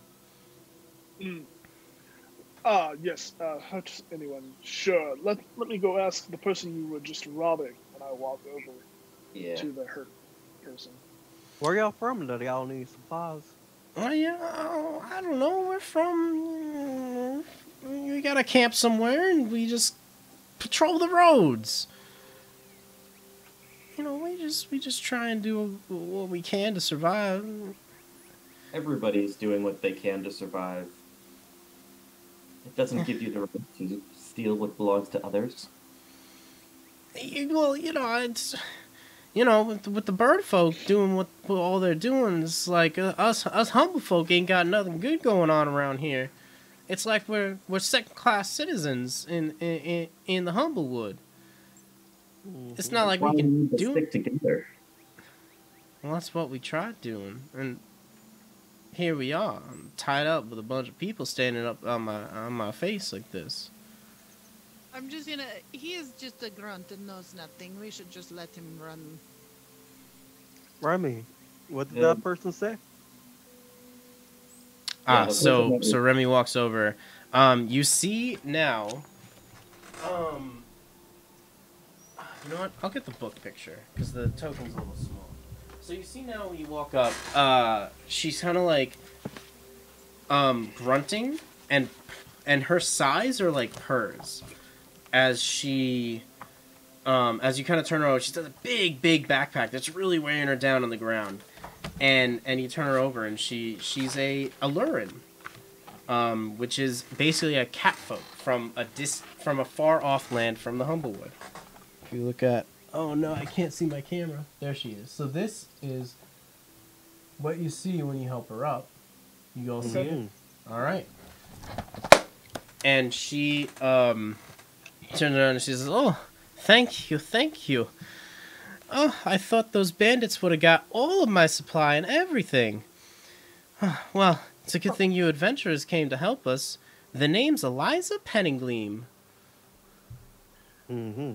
Nice to meet you, Eliza. What are you doing in these parts? I don't think I've seen anyone quite like you for a long time.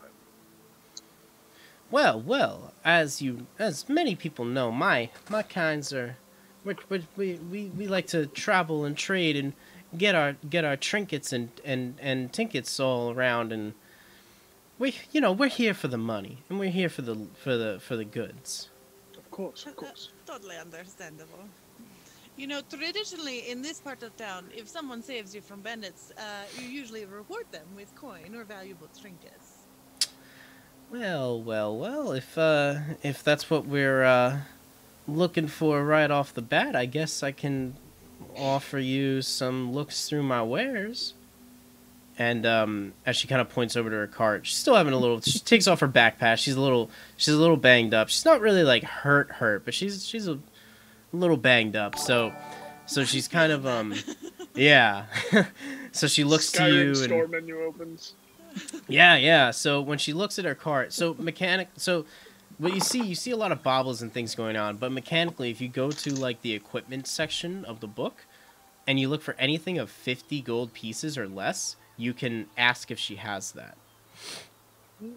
And everyone can choose one thing of that list. Akiko, maybe you want a diamond? And I'm looking where? It's just adventuring? If you go to like adventuring gear and equipment, Is anything under 50? Okay. anything under 50 gold or less, she's offering up as thank you for helping her. Do you have any salves or potions that might restore some of our vitality, our health? Well, I reckon don't really have much in the sense of magical potions. But what I do have is a nice pot and a finely cooked meal.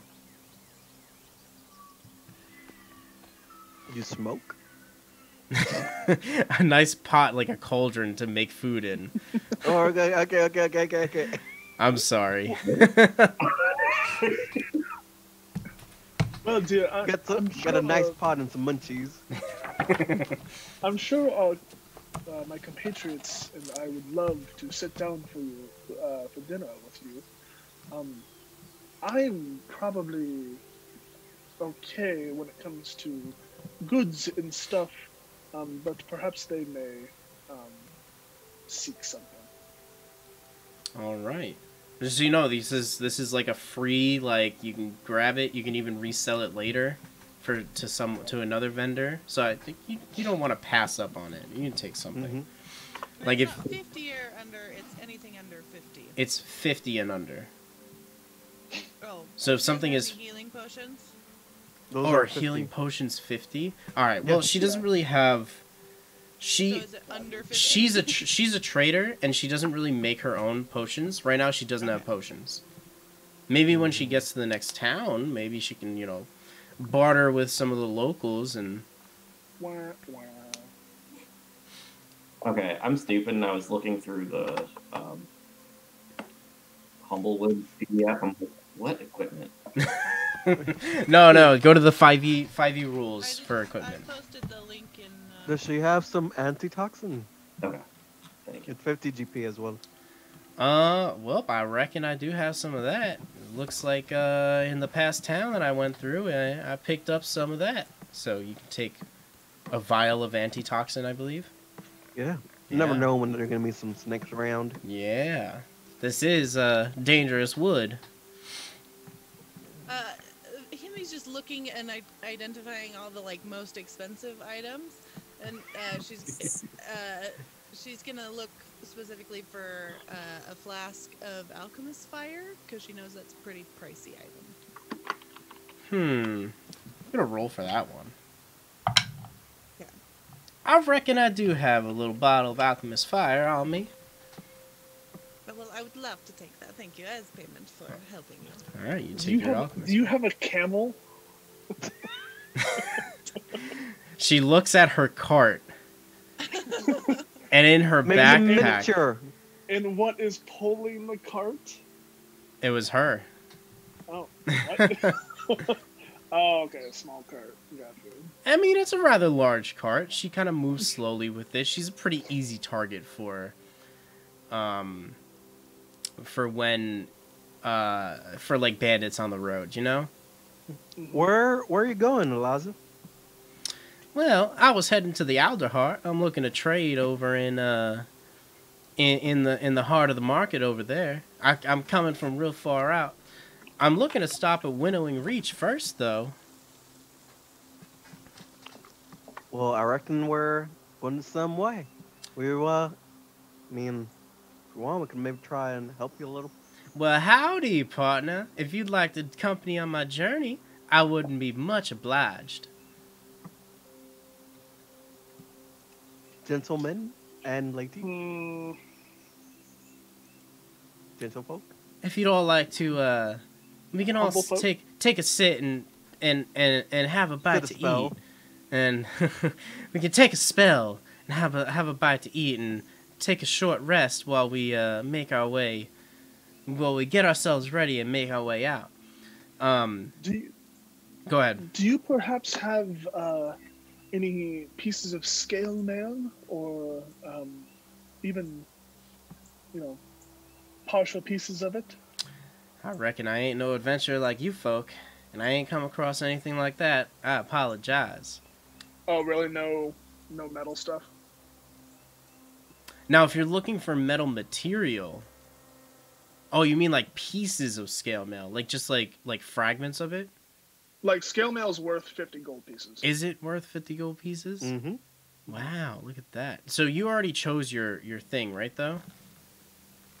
No, You I didn't didn't. choose anything. You didn't choose your thing? Yeah, sure. Well, I reckon I do have some scale mail for you. Fantastic. I will take that. Well, all right. Does anyone have anything to make a fire? Yes, and I'll I do. point at the ground, and it lights up. Okay, Himmy didn't want to use her stuff. Limited resources and all that. Okay, she's gonna sit down at the fire and just kind of rest and try and heal up from that wound in her neck. Well, all right. So, if you guys want to do, we can take a short rest, and we can Intermission. intermission. Is Um, it just great. an intermission? Because time check, it's like 10 o'clock my time.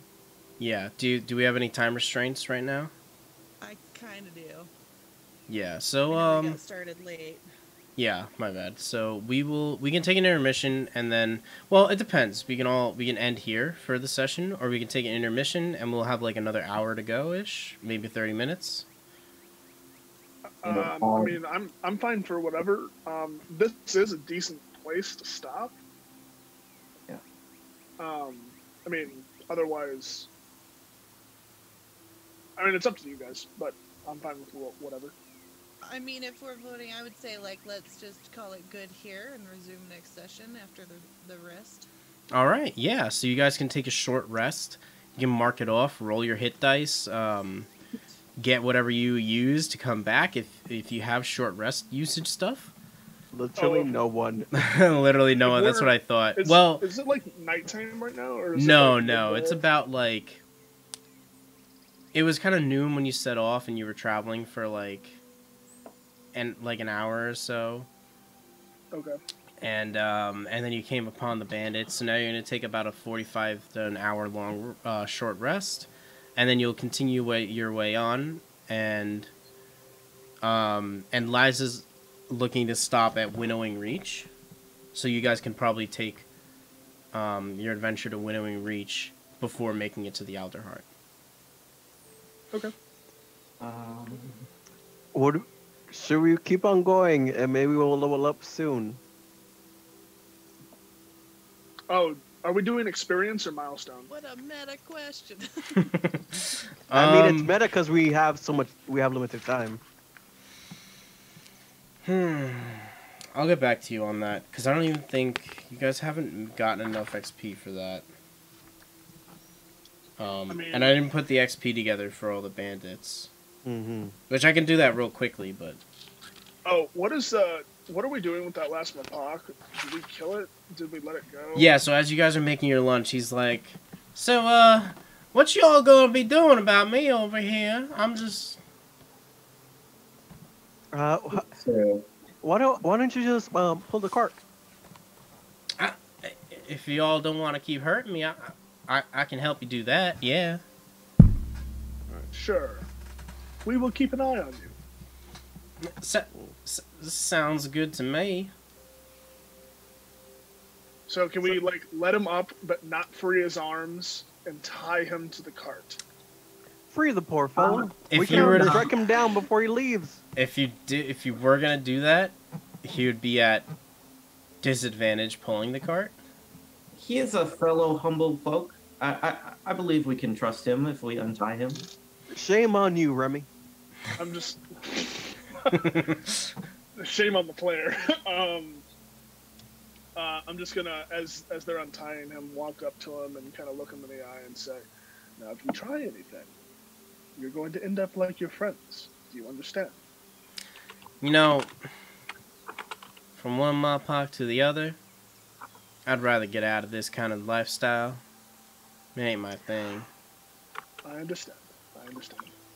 Alright, and if we want to slap it away here, we're all going to be finishing our short rest, and you'll start your adventure in the next... continuing the adventure in the next session. Does anyone want to loot the other bodies? Yeah, sure. Whatever things they have. You get 3 short swords and 3 regular leather armor, and about 5 gold pieces from the total of them. I'd like to find out, before we close out, if she has any antitoxin. Yes. So you can also grab some antitoxin. Yes, I'd like some antitoxin. All right, that'll be your grab and go. Excellent. Snakes are natural predators of hedgehogs. So. Was our agreement with the mayor to make sure the way was safe, or were we just moving on? You were just going to go and go get to the Alderheart and talk to the Birdfolk Council. They are gonna figure out their own problems in their town. Well, if our plan is to get there, then I won't sidestep with the bandit camp then. Bandit hunt. Yeah, I mean you'll probably have time later to do these kinds of things. Did we see Hemi pull the map off of that off the leader? Did you do it rather stealthily at all, or did you just take it out and put it in? They were busy interrogating that guy, and I just walked over and patted down her body. I don't know if they would have noticed. You probably saw that she took stuff, but you probably didn't see anything specific. Like maybe you saw the sword because it's pretty big and cumbersome, and the leather armor because she had to like literally lift her to unhook it from the body. But other than that, you didn't see the gold or the map that she swiped. I was just figuring, he mentioned there was a camp nearby, and you know, if there's people, then there's probably more. But he mentioned camp. If was to talk with the council, then you know, it makes more sense for us to get there and inform them of the situation. Yeah, because he mentioned camp. He didn't mention where it was. He just said like, you know, we just may. When you guys mentioned like we all got to stick together, they're like, yeah, that's what we tried, you know, with our camp, and now this is where we are here now. Yeah. Yeah. So we could have inferred that there was more of them. Oh, there's plenty more bandits. Yeah. These aren't the only 4 bandits in all of Alderheart. In all of There's Humblewood. one right next to us. Yes, Well, the one pulling he's the turning a cart. new leaf. He's turning a new leaf. Yeah. So, all right. Looks like we're good for session 1. That is a little bit of Humblewood from TPK roleplay. Always loot the bodies. It's the way to go. We always gotta loot the bodies. Auto loot. And especially right next to the guy that was just friends with the bodies. You know, Right. let him watch while you defile the corpses. We're Man, not we just defiling them. We're just making. we just took the gold and swords. Right. He's a Malpak. He understands. Yeah. So it's yeah. So some good stuff going on. Would anyone like to have any closing thoughts? All right. See Sucks y'all that I almost tomorrow. died. Got critted Yeah. 3 times. Glad I'm not dead. I am too. Character deaths early on are sad, but at least you didn't bring it upon yourself. Yeah, it was. She kinda it was, did. Well, yeah. I mean, yeah. But it We're was like, the crit. oh, it was you're the gonna dice that insult were me against then. me. Listen, it's what her character would do. It's not like I split the party or did anything really dumb. Yeah. Just So- fell victim to those crit die. Fucking best rolls I ever made, and like right there, crazy. 320s. 3 natural 20s. Nice. But, yep. Again, so thank you all for coming out. Thank you all for